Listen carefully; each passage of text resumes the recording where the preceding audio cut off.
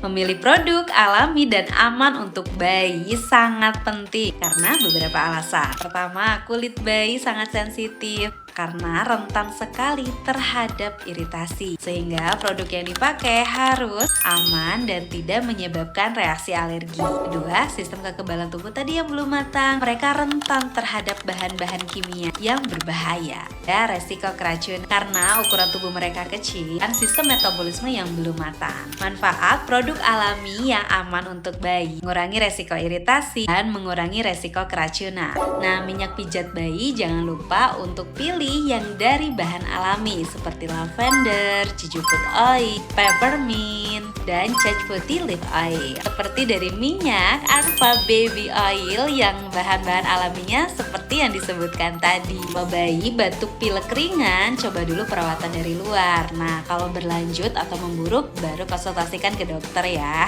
Gunakan Arva baby oil untuk pijat hariannya, agar bayi lebih nyaman dan bunda jadi tenang. Rawat si kecil dengan aman mulai dari luar. Dengan Arva baby oil, bayi sehat, bunda tenang.